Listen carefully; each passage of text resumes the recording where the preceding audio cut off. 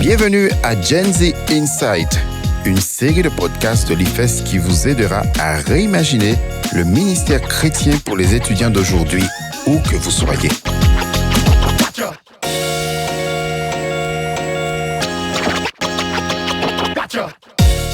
Bonjour chers amis, nous nous retrouvons aujourd'hui pour poursuivre nos conversations sur le ministère étudiant mondial.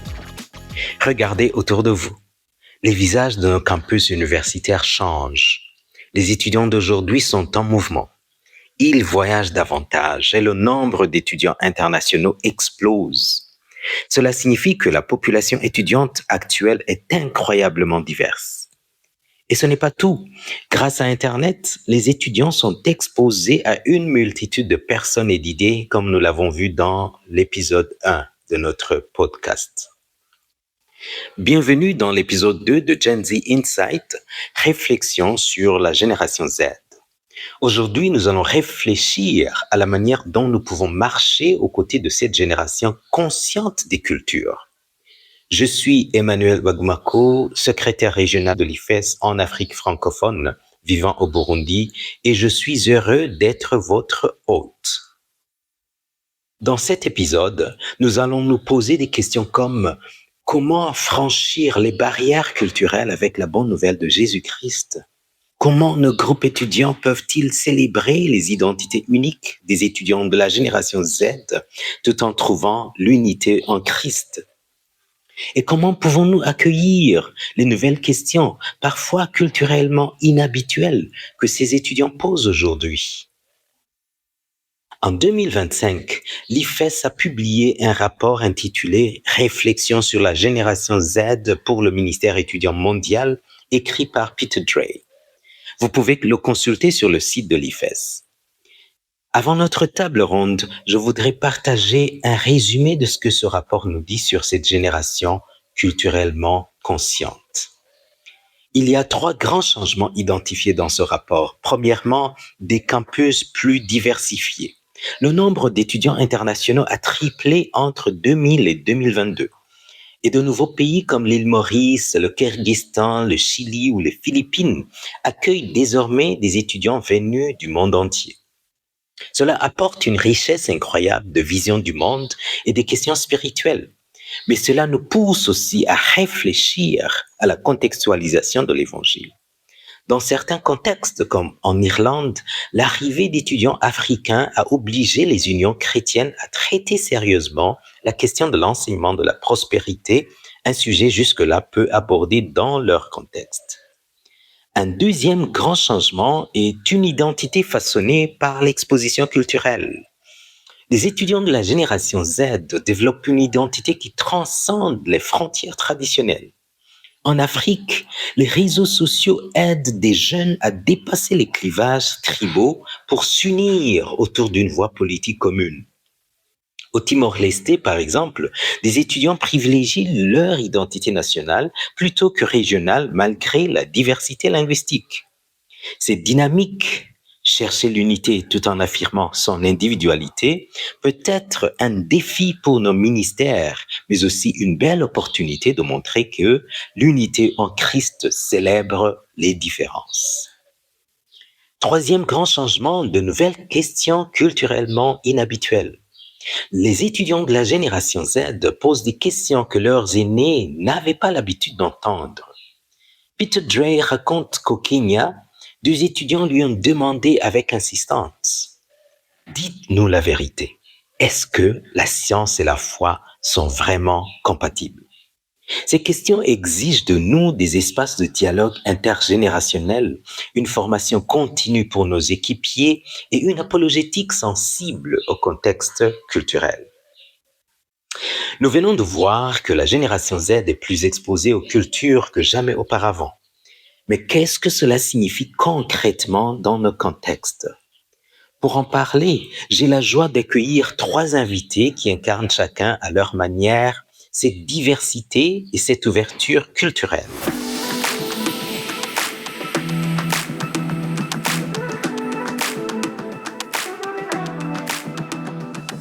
Madame Diakité Mariam fait partie des responsables des groupes bibliques des élèves et étudiants de la Guinée.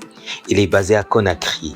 Maman de 2 enfants, elle se décrit comme une personne caméléon, curieuse et adaptable, toujours prête à découvrir et à s'ajuster à son environnement. Ndukoyilem Merveille vit en N'Djamena au Tchad. Licencié en management et actuellement en stage professionnel, il compte poursuivre un master en gestion de projet. Passionné de voyages et de découvertes, il nous apportera son regard sur la mobilité et l'ouverture culturelle des étudiants. Et enfin, Dikoumassa Wolandri, installé en Belgique, où il coordonne un programme favorisant les liens intergénérationnels pour lutter contre l'isolement social. Curieux de nature, il croit que lorsque les cultures apprennent à mieux se connaître, elles peuvent s'apprivoiser et enrichir la vie commune. Avec eux, nous allons plonger dans cette deuxième grande caractéristique de la génération Z, sa grande exposition culturelle. Comment cette réalité façonne-t-elle leur identité, leurs questions et nos manières de les accompagner dans la foi? Écoutons leurs réflexions. Merci les amis d'avoir accepté d'être avec moi dans cette conversation sur la génération Z, culturellement consciente. Mariam, on va commencer avec vous. Vous avez parlé de votre capacité à vous adapter comme un caméléon. Comment cette qualité vous aide-t-elle à accompagner des étudiants dans des contextes différents et même à vous-même naviguer dans des contextes différents? Quand je dis que je suis caméléon, c'est cette capacité que j'ai à pouvoir m'adapter avec beaucoup de circonstances et avec des individus de diverses horizons. C'est-à-dire, je me confonds à la masse facilement, quel qu'en soit l'endroit où je suis. Si je suis avec les étudiants, je me comporte en étudiant. Comme je le disais tantôt, c'est parfois difficile d'être au même niveau, mais on essaye de s'adapter à leur manière de voir les choses et aussi à essayer de se mettre à leur niveau pour pouvoir mieux les cerner et pouvoir mieux travailler avec eux. Sur le plan international, j'ai participé à différentes formations à l'international. J'avoue que la langue était une barrière pour moi, la langue anglaise, mais Dieu m'a fait grâce de pouvoir m'adapter. Donc, quand je dis je suis caméléon, quel qu'en soit mon environnement, je m'adapte. Quel qu'en soit mon environnement. Quel qu'en soit le pays, quelle qu'en soit l'ethnie, quelle qu'en soit la race. Ça me permet aussi, avec cette adaptation, d'avoir une ouverture d'esprit. Parce qu'avec plusieurs personnes, ça me permet d'être plus moi en réalité. Ça me permet d'être plus moi-même. Cette diversité est un atout aussi pour moi. C'est ça que je voulais expliquer par caméléon. Merci. D'accord. Merci beaucoup, Mariam. Je me tourne vers Merveille, une étudiante assez spéciale qui a étudié dans 2 pays, qui a été déjà dans environ 10 pays dans des rencontres internationales ou régionales dans le cadre des GBU. Merveille, en tant qu'étudiante et jeune professionnelle, comment voyez-vous vos pairs étudiants de la génération Z au Tchad ou ailleurs où vous avez été s'ouvrir à d'autres cultures, que ce soit par Internet, les voyages, même les études? En tant qu'étudiante et jeune professionnelle, je constate que ma génération au Tchad vit un véritable changement. Donc, d'abord, l'Internet a brisé les barrières géographiques. Nous ne sommes plus isolés, nous échangeons avec des pairs du monde entier et cela stimule notre curiosité et notre esprit critique. Ensuite, je dirais que le voyage et les études sont perçus comme des ponts. On ne part pas seulement pour étudier, pour apprendre, mais pour confronter nos valeurs et enrichir notre vision du monde. Enfin, je dirais que cette ouverture, elle est importante et nous cherchons à l'intégrer le meilleur de l'extérieur tout en restant fiers de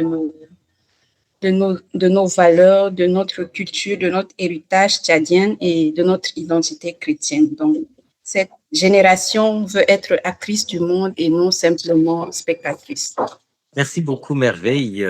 Garder notre héritage, intégrer ce qui est positif des autres. Landry, vous êtes africain, mais vous êtes actuellement en Europe, où vous travaillez à créer des espaces intergénérationnels pour lutter contre l'isolement social. Comment est-ce que ce travail, cette expérience, vous donne des leçons pour appliquer au ministère étudiant? Merci pour cette question. Je pense que l'une des grandes leçons que j'ai apprises en travaillant à développer des espaces intergénérationnels où l'on cherchait vraiment où toujours on cherche à ce que les gens ne se rencontrent pas seulement, mais aussi qu'ils connectent, c'est que tout commence par la construction de relations authentiques. Et par relation authentique, je parle d'une écoute consciente et sincère de l'autre, la reconnaissance de la légitimité de chaque personne, mais également de chaque personne, de sa culture, de son background, mais également aussi la prise en compte réelle de ses aspirations, de ses besoins. Et je pense que dans un contexte multiculturel, le ministère chrétien gagnerait, ou le ministère étudiant gagnerait beaucoup à construire autour de ces trois piliers, je dirais, des relations authentiques, où c'est assez important que les jeunes étudiants sentent qu'ils sont écoutés sincèrement, sentent qu'ils sont pris en compte, leurs besoins sont pris en compte, mais également que dans leurs différences, ils sont assez légitimes. Merci, Landry. On va rester un peu avec vous. D'abord, vous avez lu certainement le rapport de Peter Dray. Qu'est-ce qui vous a le plus touché dans ce rapport par rapport à la génération Z qui est culturellement consciente? J'ai été touché par plusieurs choses, mais j'ai gardé principalement ce sentiment de proximité des autres, de la génération Z, qui va au-delà des clivages traditionnels. Et ce qui m'a le plus touché, ou ce que j'ai trouvé important, c'est de voir cet aspect-là comme plus une force plutôt que une barrière dans le témoignage auprès de ces étudiants-là. Bien que, bien sûr, des fois, l'individualisme peut être toujours là et présent, je pense que c'est une force pour un témoignage vivant au campus. Quand on est en face des jeunes qui sont ouverts, qui se sentent proches des autres, bien qu'ils ne partagent pas la même culture, la même vision des choses, ça m'a vraiment touché beaucoup. Merci beaucoup, Mariam. Alors, la Guinée, je m'excuse si je me trompe, et la Guinée n'est pas vue comme un centre multiculturel, mais certainement qu'il y a quelque chose qui se passe. Alors, sur les campus, dans votre contexte, quelle diversité culturelle ou internationale n'existait pas il y a 10 ans, mais que vous observez aujourd'hui, et comment cette diversité influence-t-elle la manière dont les étudiants de la génération Z perçoivent leur identité et posent des questions sur la foi? Oui, il y a 10 ans de cela, il n'y avait pas de centre informatique. Tout était fait au niveau de manière orale. Même ceux qui avaient opté pour être des ingénieurs, et tout ce qu'ils apprenaient était vraiment de façon orale. Et actuellement, nous constatons que les universités sont équipées des ordinateurs qui les permettent d'avoir une vue d'ensemble sur tout ce qui se passe dans le monde entier. Donc, il y a une ouverture numérique qui permet aux étudiants actuels d'avoir cette relation ou de découvrir d'autres choses que la génération de 10 ans auparavant n'avait pas. Mais aussi sur le plan culturel, on voit qu'il y a beaucoup de choses qui ont changé. Par exemple, chez nous, il y a peut-être 10 ans de cela, on n'aimait pas trop les habits traditionnels de chez nous, mais maintenant, il y a, je peux dire, un réveil, comment on appelle, culturel, dont on veut valoriser nos habits traditionnels quand il y a des événements. Maintenant, dans les universités, même au niveau gouvernemental, le président exige qu'on porte nos tissus, nos pagnes traditionnels. il y a quelques années de cela. Cela n'était pas vraiment quelque chose qu'on faisait. Mais en tout cas, au fur et à mesure, j'ai l'impression qu'on s'adapte plus à nos cultures et à nos valeurs à l'université que 10 ans de cela. Et sur le plan intellectuel, nous voyons aussi que les gens ne sont pas figés dans les pays. Ils veulent apprendre à travers les autres pays et c'est vrai qu'ils veulent partir. Merci beaucoup. Donc, il y a à la fois, si je vous écoute bien, il y a à la fois cette ouverture qui s'est faite, l'ouverture vers Oui. les autres par l'Internet surtout, mais qui, au lieu de nous faire perdre nos valeurs, nos cultures, renforce plutôt, même ce qui n'était pas très fort, renforce les cultures, renforce l'héritage, comme Merveille était en train de dire. Donc, il y a à la fois une ouverture, mais il y a en même temps une protection de l'identité, Voilà, un l'attachement. certain retour Ouais. à l'identité, à la culture et tout et tout. Donc, connecter culturellement ne signifie pas nécessairement perdre sa culture. Ouais, ni son Une très bonne identité. chose à apprendre. Ouais. Merci beaucoup. On va se tourner vers Merveille. Vous êtes de la Gen Z, de la génération Z. Quelles sont les nouvelles questions, parfois inhabituelles, que les étudiants vous posent aujourd'hui, qui reflètent cette exposition culturelle? Je dirais que cette exposition culturelle pousse les étudiants à poser bon nombre de questions, mais deux questions qui me viennent directement en tête. La première, c'est comment savoir ce qui est vrai dans un monde où chaque culture prétend détenir sa propre vérité? Je pense que sur cette question, on a tendance à répondre, mais les réponses ne sont pas toujours convaincantes. Et la deuxième question, je dirais, des étudiants qui se posent la question pour savoir comment est-ce que la foi est-elle une aide ou un poids face à mon anxiété, face à nos anxiétés de performance. Donc, je dirais, ces deux questions-là sont des questions qui reviennent beaucoup, mais avec moins de réponses convaincantes. Oui, ouais. Donc, si j'essaie de comprendre bien, donc il y a à la fois diversité de culture, ouverture à l'autre qui montre diversité, mais est-ce que cela signifie diversité de vérité ou on reste avec une vérité unique, authentique? Est-ce que nous avons la même foi ou nous avons plusieurs foi qui sont rattachées à nos cultures différentes? Est-ce qui vous semble assez pertinent? Est-ce qui vous semble assez défiant ou encourageant dans le ministère étudiant envers cette génération qui est culturellement connectée, culturellement informée ou sensible? Pourrait intervenir par rapport surtout à la question des questions que les Gen Z, les nouvelles questions qu'ils se posent. C'était intéressant de voir que dans le rapport, les étudiants du Kenya se posaient vraiment la question de savoir quelle est la relation, si la foi et la science sont vraiment compatibles. Et ce qui m'a vraiment intéressé, c'est de découvrir que cette question que les étudiants kenyans se posent, elle est un peu universelle, mais elle se pose différemment. Ici, les gens ne partent pas du fait que est-ce que c'est compatible, mais ils ont déjà une position qui n'est nécessairement pas religieuse, mais ils sont contre cet aspect de relation. C'est une question que tous les jeunes dans le monde entier se posent, mais selon les parties du monde où les gens sont, ils posent différemment la question et tu dois un peu cerner comment et où va vers cette question-là. Merci beaucoup, Landry. Quelqu'un d'autre veut rebondir sur et le rapport ou la discussion que nous sommes en train de faire? J'ai un constat, c'est-à-dire, je me demande en tant que responsable de cette génération Z, comment l'on peut mieux les accompagner.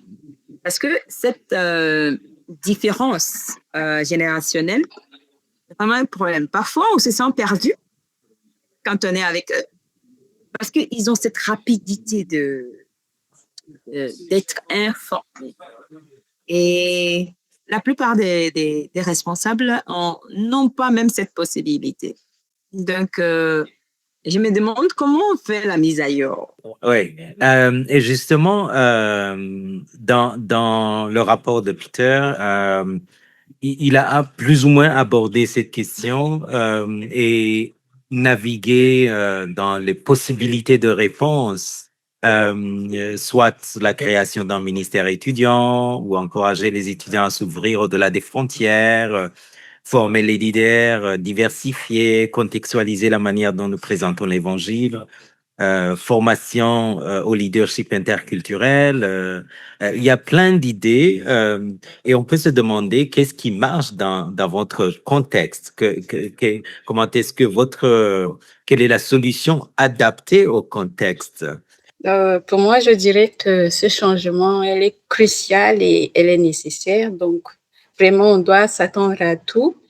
Et en tant qu'étudiante, en tant que jeune professionnelle, je me rends compte que plus de questions se posent sur les réseaux sociaux de nos jours et des gens se sentent plus à l'aise sur les réseaux sociaux. La semaine passée, il y avait eu des discussions entre des internautes tchadiens et ceux qui étaient ailleurs. Donc, ça a un peu vraiment touché la partie diversité culturelle, mais je pense que en tant que jeune leader aussi, pour pouvoir accompagner ces jeunes-là, nous devons plutôt beaucoup plus les assister, les écouter, les encourager au lieu d'être des prédicateurs, au lieu de les dire quoi faire. Donc, je pense que cette génération a beaucoup plus besoin des gens qui les écoutent, qui discutent avec eux, qui les comprennent. Et également, je dirais que la foi ne doit pas être imposée, mais plutôt accompagnée d'une manière où ces jeunes étudiants accepteront simplement et facilement nos façons de les aborder. Je pense que c'est en même temps une opportunité et un défi. Une opportunité dans le sens où plus nous aurons une diversité, surtout avec ces générations, où ça sera assez intéressant de construire sur les points positifs qui viennent avec chaque génération et essayer de construire sur cette ouverture qui permet d'avancer avec le témoignage chrétien, mais en même temps, ce sera un défi parce que nous serons obligés pas obligés, mais nous devrons avoir une approche qui n'est pas d'avoir toutes les réponses, mais qui est assez humble pour savoir s'actualiser par rapport aux connaissances, apprendre de différentes nationalités et cultures pour un peu essayer de garder cette pertinence qui est assez cruciale dans ce ministère des étudiants qui est notre ministère. Donc, je suis assez optimiste par rapport à ce qui va se faire et assez confiant que la grâce de Dieu va nous aider à relever ces défis. Comme l'a dit Landry, c'est vraiment un outil qui nous permet de travailler, mais aussi un défi. Je crois que actuellement, avec cette génération, l'on devrait avoir un langage adapté à leur génération, c'est-à-dire les insérer dans les prises de décision. Ce n'est plus une génération à laquelle on peut venir donner des informations. Non, parce qu'ils sont déjà informés. Donc, il faut les associer en toutes choses. Il faut leur donner cette capacité d'intégrer pour mieux les cerner. Ce n'est pas proclamer, mais vivre même l'évangile. C'est-à-dire, ils veulent quelque chose de palpable.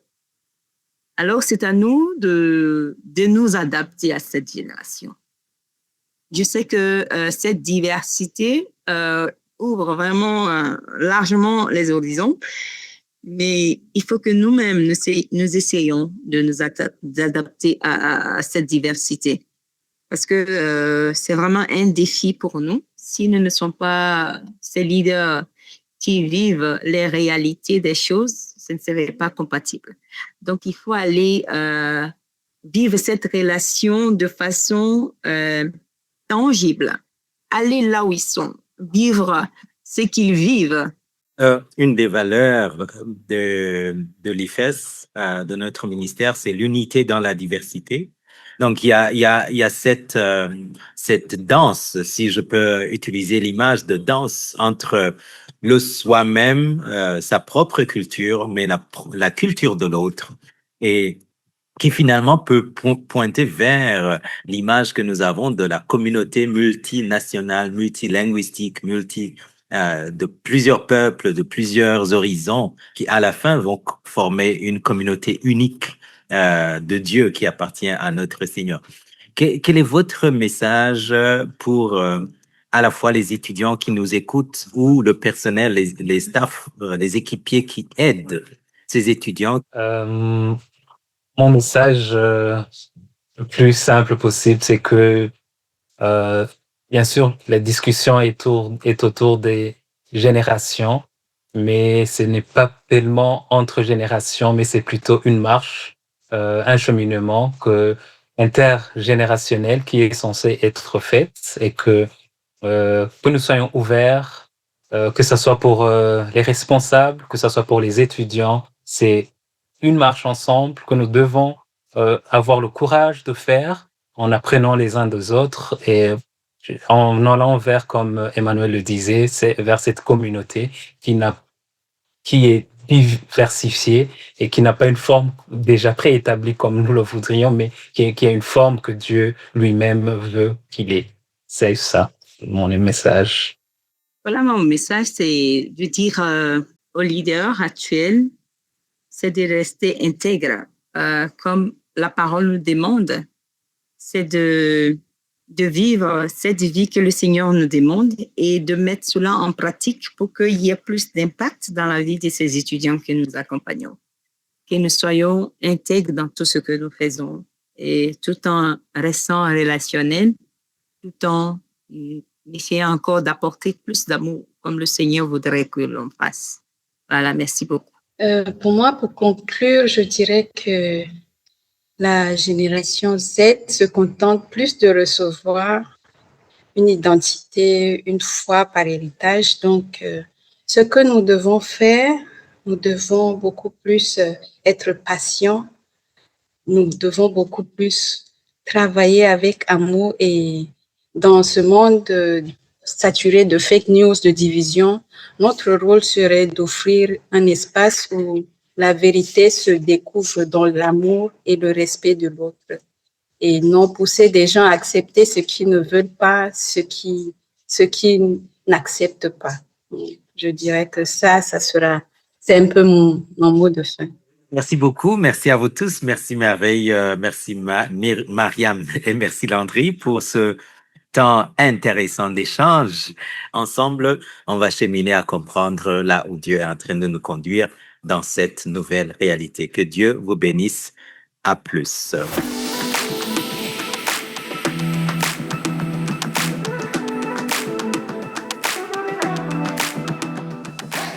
Merci à nos invités pour leurs réflexions riches et variées sur cette génération Z de plus en plus consciente des cultures. Et merci à vous, chers auditeurs, d'avoir pris part à cette conversation avec nous. Si vous souhaitez aller plus loin, nous avons préparé des ressources pour approfondir ce sujet. Rendez-vous sur ifesworld.org, rubrique Gen Z Insight, où vous trouverez le rapport complet de Peter Drey, des pistes de réflexion biblique et d'autres ressources issues de notre communauté mondiale. Dans notre prochain épisode, nous explorerons une autre grande caractéristique de la génération Z, sa quête du bien-être. Enfin, si vous avez apprécié cet épisode, n'oubliez pas de nous suivre sur votre plateforme de podcast préférée pour ne rien manquer. Soyez bénis au nom de Jésus-Christ et à très bientôt de la part de toute l'équipe d'Olifes.